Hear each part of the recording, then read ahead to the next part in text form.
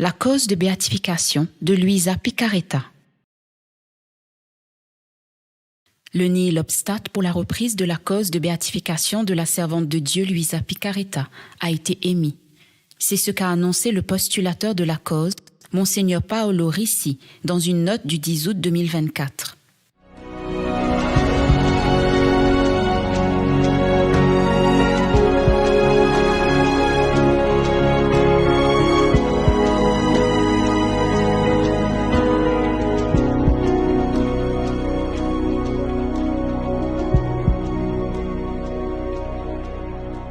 La cause de béatification de la servante de Dieu, Luisa Picaretta, n'a jamais été close, mais elle est toujours restée en suspens auprès du dicaster pour les causes des saints, qui avait temporairement suspendu son processus canonique.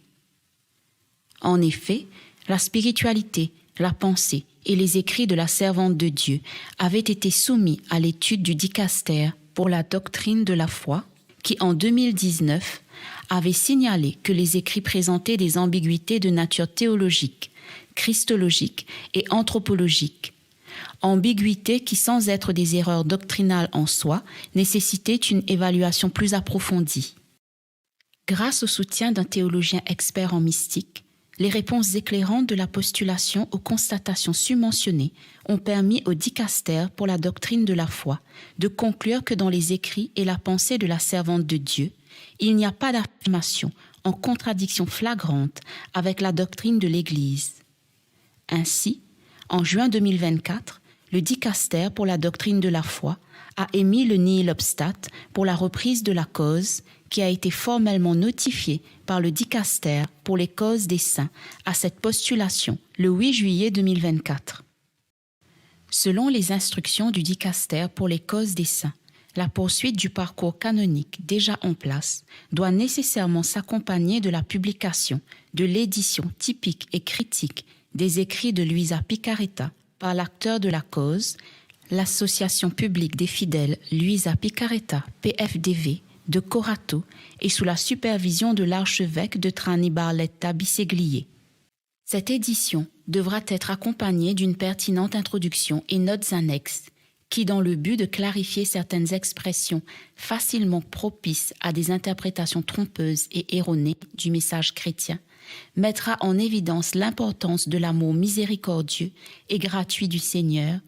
qui, dans certaines pages des écrits, est obscurci par le contexte historique dans lequel ils ont été rédigés,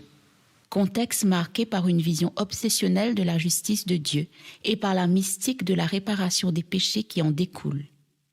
Cette édition sera la seule officiellement reconnue par l'autorité ecclésiastique. Tous les groupes de la divine volonté devront s'y référer pour corriger les formes néfastes de spiritualité répandues dans certains groupes et engendrées par une lecture déformée des écrits de la servante de Dieu, par leur diffusion écrite ou encore par leur manipulation arbitraire et leur traduction en d'autres langues.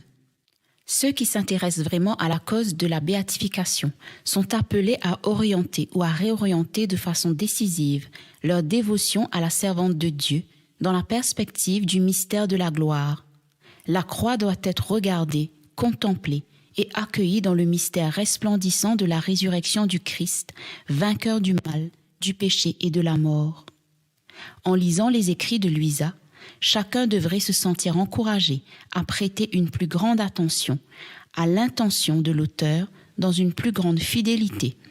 à l'enseignement de l'Église et surtout dans la conscience que la divine volonté et l'appel miséricordieux du Père céleste adressé à la libre volonté des hommes et des femmes de notre temps est jamais une menace à lancer contre le monde corrompu par le péché. Monseigneur Leonardo d'Ascenzo, archevêque de Trani Barletta Biseglier, communication numéro 4 concernant la servante de Dieu Luisa Picaretta, 4 mars 2020. Tout en reconnaissant objectivement que tant de groupes de la divine volonté ont mis en œuvre dans cette direction un chemin d'ecclésialité décisif et évident,